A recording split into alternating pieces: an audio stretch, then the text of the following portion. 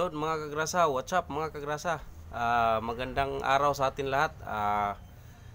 For today's video ay ang topic natin ngayon ay mayroon tayong isang supporters na nagtatanong kung paano ba daw gumagana ang isang brake system, ang isang preno, o paano ba daw ititrace yung mga gustong matuto na porsigido nung matuto ng ganitong trabaho mga kagrasa. So ngayon ay pagbibigyan natin itong nagre-request kung paano gumagana ang isang preno ng isang truck. So ayan mga kagrasa. So bago natin ipagpatuloy ito, shoutout pala kay Kongkoy's Mix Vlog. Suportahan natin yung kagrasa nating si Kongkoy's Mix Vlog. Alright, kay WGL Official, kay Alvin Aurea, kay Orlando Mosqueda Jr., shoutout kay G. Jupiter. Maraming salamat sa suporta kagrasa. So ayun mga kagrasa, proceed na tayo sa ating brake system. Pag-uusapan natin, ang topic natin ngayon ay kung paano siya gumagana. So mag-uumpisa tayo dito sa ano kasi ito mga kagrasa, isa tong semi-air brake kung tawagin. Hindi naman to fully air brake kasi combination kasi ito mga kagrasa with air and hydraulic. So meron siyang brake fluid, so meron din siyang hangin. So kaya ito combination. So mag-uumpisa tayo dito sa may foot brake. So yun mga kagrasa, ito yung ano natin, brake pedal. Ito yung brakes, ano to, foot brake kung tawagin. Ayan yon.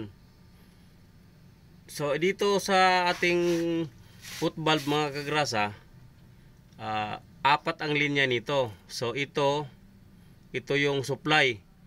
Dalawa kasi yan dito, nahahati kasi sa gitna yan. Itong isa nito supply.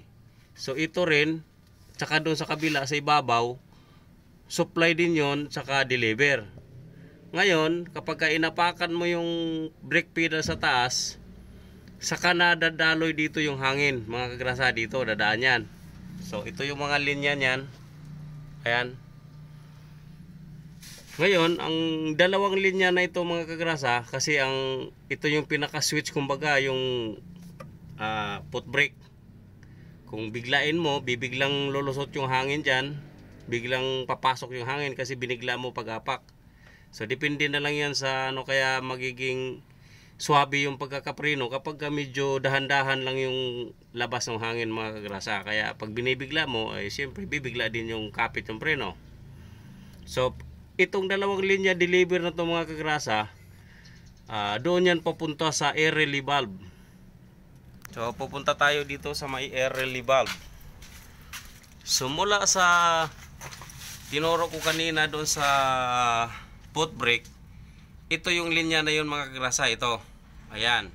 So nakikita nyo, dalawa yung hydrovac natin, dalawa. So yung sa baba mga kagrasa, ito yon. Yung sa taas, ito naman yon, isa. So ito yung air relay valve, ito. Dalawa yan. Pag umapa ka ng preno doon sa taas, papasok dito yung hangin, didiinan niya yung relay. So ito naman yung supply mula sa tangke. Ayan o, kung babaybayin nyo, ito yung supply. Naka-permis lang yung supply dyan. Bago papasok yung hangin dito sa ating hydrovac, didiinan niya muna yung relay dito sa taas. So ganito ang ano niyan, ganito ang system nito mga kagrasa. Ito, ayan. So pagkaapak doon sa taas, dito didiretso yan. So itong hydrovac na maliit, ito yung sa likod. Ayan, sa differential. So ito namang malaki, dito naman sa harap yan, sa harap.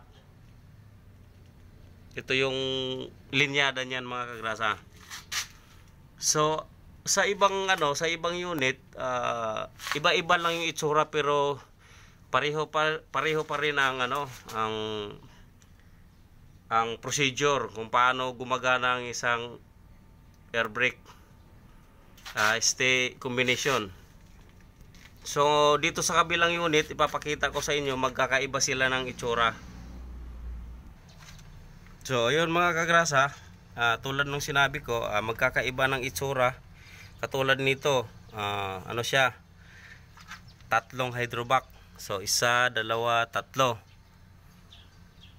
So ang linya nito mga kagrasa, mula doon sa deliver ng put valve natin, ito yung mga relay niyan mga kagrasa. Ito yung relay, yan. Ito mga linya na ito, ayan. Tapos naka-series lang yan dito. Ito yung mga relay na yan. Kasi kumbaga, hindi ito yung deliver ng kagrasa sa sa atong hydrovac natin. Pag inapakan, saka nalalabas dito yung hangin papunta naman dito sa hydrovac para itulak na yung brake fluid. Ito naman yung linya papunta doon sa gulong na yan mga kagrasa. Yan. Kumbaga parang, kasi pag hindi mo kasi alam kung paano ang linyada, kung paano gumagana ang isang brake system, mahihirapan kang i-trouble kung paano ayusin o kaya ano ba ang problema pagka nagkaroon ng trouble. So sana mayroon kayong nakuhang idea. Maraming salamat sa mga nagsusuporta. God bless sa atin mga kagrasa. Maraming salamat.